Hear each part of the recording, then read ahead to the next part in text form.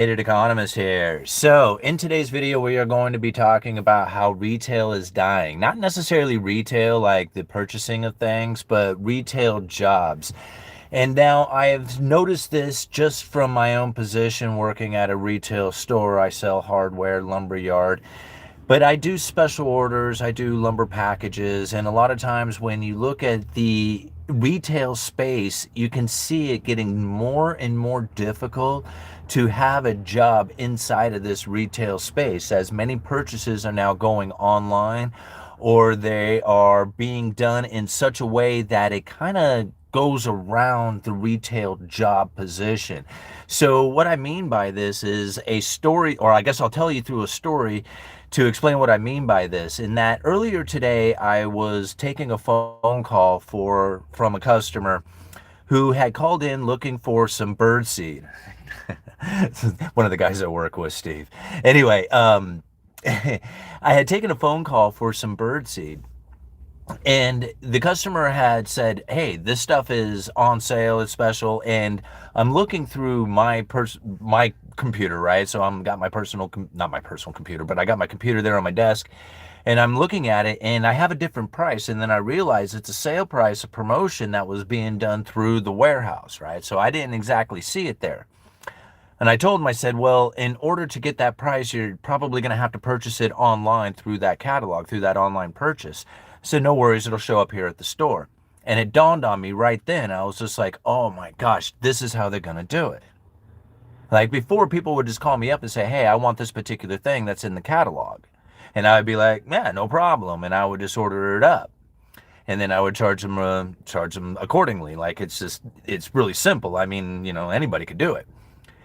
And it started happening that more and more of these purchases were being done online and then shipping to the store. And now I'm noticing that if customers want a special price, they have to purchase it online instead of going through the retail job portion of it. They can just do the online order, it shows up, and essentially one guy can call them up and say, hey, is your stuff here? There you go. All the purchasing is done. There's no transaction. It's just a matter of just picking up the item. And so when I realized, oh man, this is happening more and more, and this is going to be taking place like throughout many different industries, where it's something just as simple as moving around the actual retail job itself. Now, I know a lot of people will be like, hey man, retail sucks. And I get that, yeah, I mean, not everybody wants to work a retail job. In fact, most people who work retail complain about it, but it's still a job. And that's the point about it is that even though it may not be a great job, it's a job. And the fact that this job is disappearing quickly from the economy, especially when it comes to that simple retail space. Now, of course, there's always going to be people who want to go to the store and pick something up off the shelf. And in that case, generally, you're probably going to have some sort of staffing there, but it's getting closer and closer to the point that you have self-checkout and even stores altogether where you just really just load up your cart and walk out, and it's kind of registering everything as it goes into it. So it's getting closer and closer to that time where retail jobs are essentially not going to even exist. And this is kind of scary for a lot of individuals out there who really could kind of rely on a retail job. Like it may not be great, but at least you could show up at that job and get paid. And so retail jobs were pretty plentiful and fairly easy to get. And we're going to find that those are going to get harder and harder as time goes on. I mean, even I personally am noticing that when I have people who call me up and look for special orders. So for example, it was a special order composite decking. Now, I have dealt with a bunch of different types of composite decking, and this particular brand I had not heard of yet. Now, granted, there's tons of it out there, and as far as being able to have a vendor for it, not always am I going to have a vendor for all the different types of composite decking that is out there. And I even said to him, I said, well, let me get the name of it. Let me call him up and find out if I have a vendor in the Portland area I can use to acquire your product or the product that you're looking for. And he says, well, do you use this particular vendor? And I said, well, yeah. And he says, well, they have it. What? And he was just like, yeah, they have it. I've already talked to everybody. I've called the companies and everything. And they say that those people have it. If you can give them a call and get a price from me, that would be great. I want this color. And I'm like, yeah, sure, no problem. So I didn't do anything except for make this phone call because we're the store, right? And he can't buy directly. They have to go through a retail, location. So ultimately, he came to me because I'm the one who can make the phone call and make the connection and buy the material. I didn't know where the product was. He told me, right? I didn't even know what it was. He told me. He told me where, like, it was like everything was like all done. I didn't really do anything, right? Except for make the phone call, take the money. And so as I see this happening more and more within the space, I'm thinking to myself, man, it's just a matter of time before you're going to have blueprints come into a lumber yard. And before, it used to be a guy would take a set of prints, like, and then a ruler and a notepad and sit there and try and figure out how much lumber was in that material or how much material that they needed for that particular project. Nowadays, it's becoming so refined to the point that I can imagine AI taking that and then filling in all the blanks. Go right to the portal for the windows, for the doors, order the siding, order the lumber package, order everything, and not really have to have any kind of human intervention in any of it. Just put the blueprints in and out comes the quantity of materials and the process of ordering it. There's really no more need for the human portion of it unless it's the actual transferring of the material around, which is getting closer and closer to robotics anyway. So as this happens, just even within my own space, I'm recognizing it, right? I'm recognizing it day by day, and even how I lent right into it today by saying, hey, if you want that, but I can order it, but if I do it, it's going to cost you $21.99. If you order it online, it's still going to come to my location. I don't handle any of the processing of any of the money or anything, and you get this discount for it because it's essentially on sale, right? Through the online catalog, promotion or whatever they had at the time that he found. So this is going to take place. And I can assume that at some point it's going to be so recognizable within the economy that people are going to just like give up on the whole idea of even having a retail space at all. Right? Even though a lot of people like to show up at the store and get their thing, I can imagine at that point it's going to end up being something of a vending machine kind of operation where essentially you don't have anybody who is charging or taking money, but it's happening through a mechanical process of it, whether, it's like the whole store and you walk out with the cart, or you just go to each individual vending machine to pull out all your stuff. They have that kind of going on in Japan now, that a lot of stuff is purchased through vending machines, and the retail space of it is essentially no human kind of portion of it. And I can just only see that happening more and more. All right. I just wanted to give a quick little live stream. I got a meeting here in a few minutes and just kind of wanted to kill the time. All right, just lost my full-time job to outsourcing. Don't say I'm going to lose my part-time job now. I don't know if you're necessarily going to lose it. I'm just saying that you can find evidence of it getting further and further away from not only its capabilities of being able to provide you with anything, but even just having those retail jobs altogether is starting to fade away. What do you guys think if we will experience a collapse this year or closure to the elections? I'm working on a second job. What about grocery stores and the ability to have fresh foods? Well, again, like I can only assume that some places are probably going to end up being forced to have those type of locations to them. But even now, you're finding it more and more that DoorDash is doing, a lot of the grocery shopping. So you can see that there's already a mechanism in place to really just kind of get the retail portion out of it and just have people delivering the groceries right to those locations. Obviously, that's only going to be capable for the rich and the luxurious, experience out there.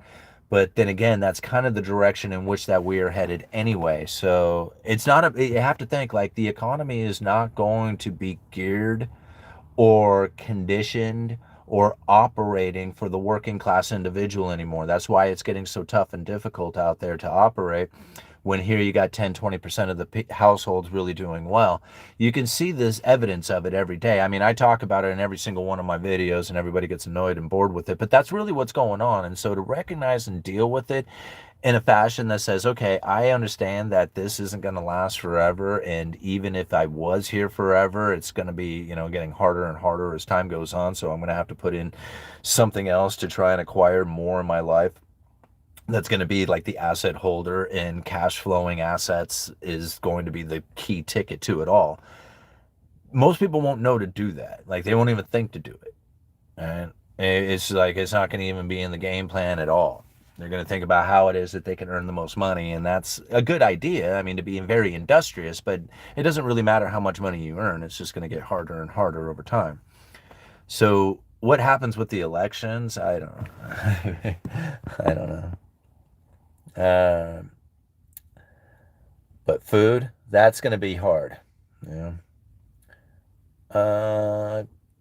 Closer to the election, 2000. Okay. Blood ritual sacrifices. All right. Um, I'm having trouble believing the government doesn't already have access to jailbroken AI shadow government, at least. Trump 2028 wartime president. Okay. Yes, you have to have 700,000 in assets to buy a Wingstop. All right. Let us look at bourbon. Huh. All right. I have worked in the IT field for 40 years, and what is coming is going to be so disruptive to people are not ready for it. Yeah. And see, this is what I find this is something that I find interesting to think about. Like, you know, when you go back into Cantillon's essay, he talked about the water carriers. And this is something that I thought was pretty interesting, because somebody said, like, think of water, like, how accessible is it to water? How free is it? It's like free to anybody, like anybody can have it because it's just water, right? Because we don't really think about it that much. Now, if you're in the desert, you probably do think about it a lot. But I'm up here in, like, Oregon, right? Astoria has raining earlier today. I don't really think about water. But back in Cantillon's day, water was a really big deal, especially in the city, because they didn't really have running water. So they had water carriers. Right? And now these water carriers, they could make some pretty good money delivering fresh water to the city, because how else are they going to get any water unless somebody brought it in? Like, went down to the river, scooped out a bucket of water and brought it in and say, hey man, I got a bucket of water for sale. And now that's pretty interesting. Water carriers was an actual job, and there was a lot of them who did it. It was like an actual job. You invested in buckets. If you had buckets, you could, 2 buckets, carry 2 buckets at a time. You can make more money. And so I thought, man, this is probably, like, the bigger the city, the more demand for water carriers there are, until one day you can bring the water in. And so no matter where you are, right, water is water. But where you are and the demand for water can be incredibly different. You go down to the river and nobody's going to pay you any money for the water. But you put it in a bucket and then you carry it back into the middle of the city, and now you got somebody who's going to give you some money for it because there's none around. That service, being a water carrier, was incredibly important at one point, and all of a sudden wasn't important at all. When you think about the disruption to how many water carriers there must have been in a city that could bring all this water in, because most of the time it's going to come, like, what, on a horse and wagon and stuff. And it's like, how much is the water going to cost if you have to feed a horse and the person and have the wagon and all that? And water is going to be expensive. And this is how you have to look at what it is that's taking place even today. How disruptive is it to have phones go from warehouses of people who were doing switchboard operations to all of a sudden being done digitally, or however, I don't even know how they do it now, right? But in the sense that, how disruptive was that to the people? Well, all technology is going to be disruptive, right? Advancing farm equipment took all the farm hands, and took their jobs away. It's been that way since the beginning of time. So I don't look for it as being a scary event that is coming. I look towards it to be something that is going to be something of a benefit to the society, and giving us the ability to pursue the stuff in our life and wish that we really should have been doing in the first place, because it's going to take away those jobs that we shouldn't have been doing, like switchboard operations, instead of doing something that was, more useful and artistic and creative and whatever, you know? That's how I look at it. I don't think of it as a bad thing. I think of it as a good thing. I think how, how good of a society and how luxurious of an experience that's really going to be. Is it going to hurt a lot of people? Yeah. Like, it's going to hurt a lot of people because they're not prepared for it and they're not ready for it and they don't see it coming, and so they don't know what to do. Those people are going to get hurt, right? And I get that, and that's probably scary. But we have to think, like, are we one of those people? Right? I mean, I don't think I'm one of those. And I think people who kind of see it coming and understand it and know how to kind of deal with it, maybe not, maybe they do it right or wrong. I mean, that part, I guess time will tell. But it's a matter of understanding that you have to do something, right? Because you know that the retail job is going to go away. You know that the capabilities of the average job is going to definitely fall off the ability to acquire what was once considered the American dream. All this stuff is getting it harder and harder, and it's certainly not going to reverse. But if you can understand why it's taking place and can look at it in a way that says, I'm not going to blame politicians or anything else out there, but then just understand what it is that I need to do, then you're going to find that the opportunities are really massive out there. I mean, really, they are very, very big, you know? And I try not to get too deep into it, but you know me, I can't help it. I just dive right down into the depths of Cantillon essay and economic theories and the monetary policy, and I try to put it all together so that the average working class individual can figure out what it is that they need to do every day in their life to make the right decisions, because nobody's going to do it for them, right? You have to do it. Even if I was to say, hey man, this is what I'm doing, A, B, C, and D, you might look at it and go like, that's pretty foolish. I'm not going to do it that way. That's right, because it's your economy and you have to do it your way. Everybody's got it different. But understanding these economic forces is kind of like understanding the laws of nature or something, you know? I mean, if you inject a bunch of new money into the system, you will separate the rich from the poor. It's going to happen every single time. Man, I'm really rambling here. Okay, where are my glasses? Oh, there they are, right there.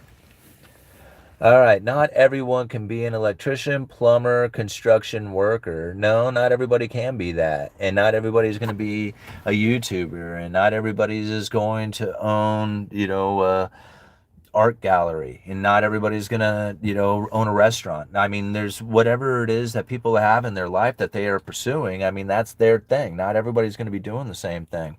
I even find it pretty interesting when somebody says, oh, dude, you're not doing anything. Not all of us can have a YouTube channel and just make a bunch of money that way.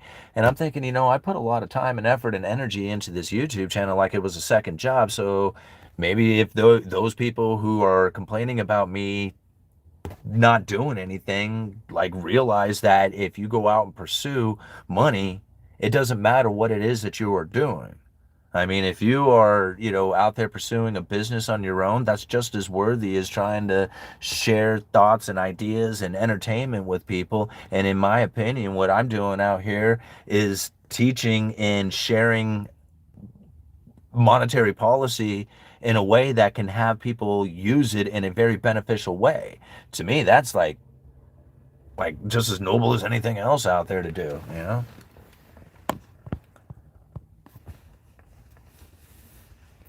My other channel is Novice Gnostic Music, some AI music videos. I have ideas. Well said. Thank you. Don't take the bait, bro. Yeah, right. Hello, everyone. You can set up free accounts Suno to just a good, really. Just as good, really. Man, I got the sun glaring me right in the eyes. This is hard to do it. It's a bad location. The sun is all of a sudden just sort of showed up into my view here. Can I get that thing down? There we go. I'm gonna block that for a minute. All right. Always a demand for water treatment, wastewater jobs. Yeah, and I mean, like, a lot of people like really consider water. Like, they really look into it. They really think about it because, really water is very important, especially if you're in an area where you don't have a lot of access to water. Here in the Pacific Northwest, like, I don't really think about it that much because it's falling from the sky 90% of the time, right? It's always raining. And, like, if it didn't rain today, it'll rain tomorrow. So I don't really think about, like, water and access to water because it's always here. But how important it really is like, absolutely the necessity for life, and people don't really give it that much consideration. So when I read about I read about it in the Cantillon essay about how they had the water carriers taking water into the city, and I'm thinking, man, that must have been an incredibly important job and probably made some pretty good money depending on how many people you could do, were doing it. So like, what stops you from going down to the river and getting a bucket of water and carrying it back up to the city, and that's essentially, was a real, position until they figured out the flow of water there freely. There are going to be huge need for psychologists to help all the people who will be joining the permanent early force retirees population in their 50s. AI will be doing their jobs. I don't know about that, man. I think people will actually start to I do. I think people will start to realize that they can go off and enjoy the things in their life. You already think about it. Like how many people are going to have to realize they're not going to get the American dream anymore. And those people think like they don't have to get a house. You don't have to have a car. If you don't have to have a house and you don't have to have a car and you're not really interested in having family or any of that other stuff, what do you really need in your life other than a space to sleep? And a little bit of your, like, I understand people are like, oh no, I want all kinds of wonderfulness in my life. And I'm sure you do, like a lot of material possessions or cars or toys or whatever it is. But what is it that people really need in their life other than a place to sleep? Right? Some sort of, small area. Like, you don't need much more than that.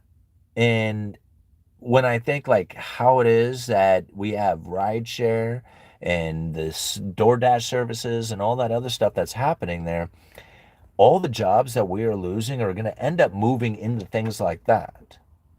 Yeah. And you're going to find that really the only people who exist here are people who are participating in that sort of experience within the economy. Everybody else is going to be like, out there on the streets trying to figure out what it is that they need to do in order to get their next meal. It's definitely going to be a two-tiered system. And I mean, I don't know how to make it in a way that doesn't sound scary because it does sound scary. And I don't want to be like doomsdayer, but that's what's coming. All right. That's like how it works. You fall into poverty and it's just a matter of time. Once the new money turns off, it's over. All these people argue about what it is that needs to be done and pay off the debts and all this other stuff. And I laugh at it. It's like it ain't going to ever happen. There's a one-way street until the new money turns off. And when the new money turns off, everybody falls into pain and misery and poverty. And it sucks to know that, but it doesn't if you know how to deal with it. And that's why I'm like, that's why I keep saying it's not a big deal. You just have to know how to position yourself. For other people, they don't want it to happen. And they're going to prevent it from happening. And they're gonna end up feeling the pain from it because you can't stop it. Right? And it's just evidence of it. We're dying, it's dying on the vine. It's happening.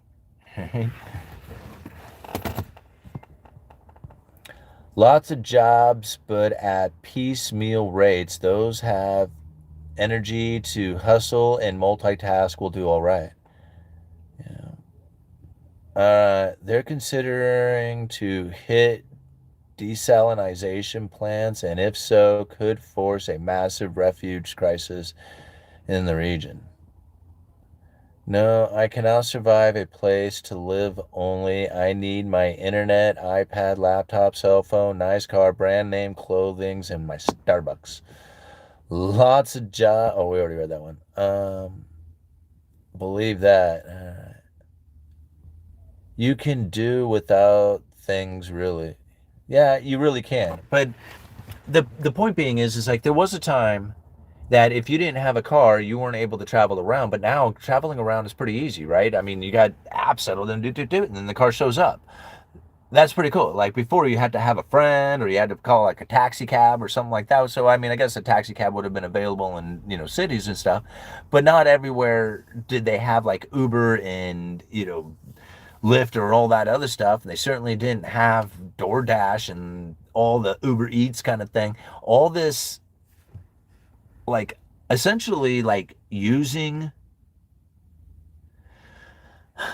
what was a normal life. Like having a house and a family and the wife and the kids and all that other stuff, the single income and a car, all this stuff was like the normal life.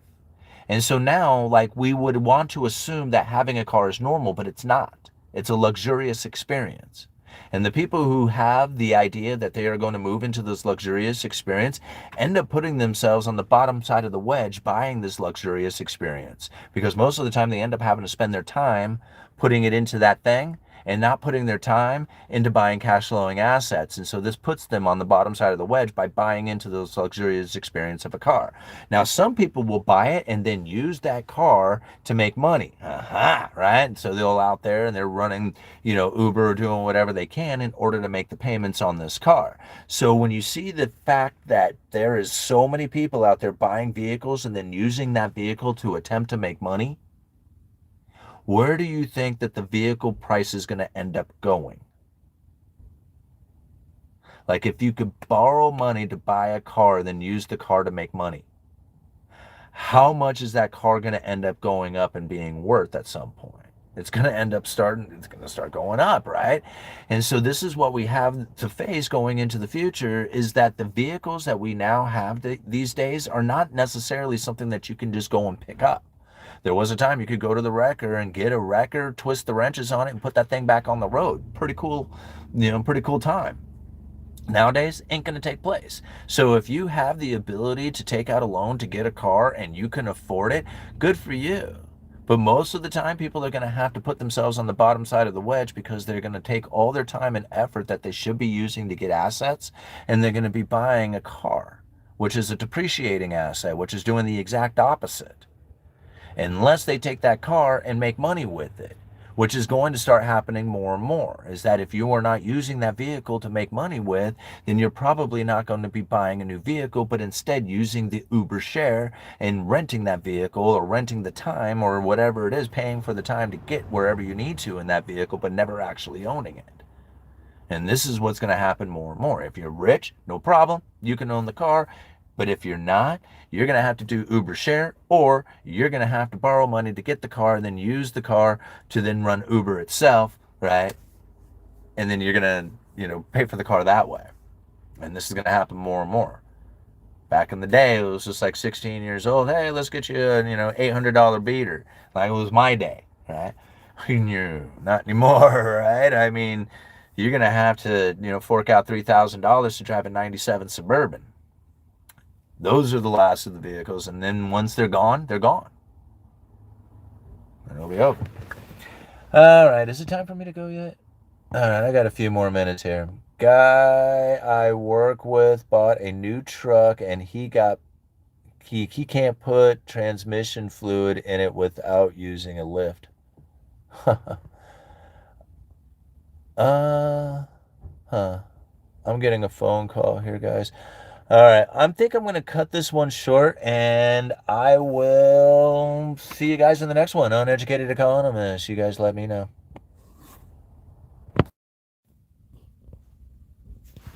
Oh, we're still live. Cool.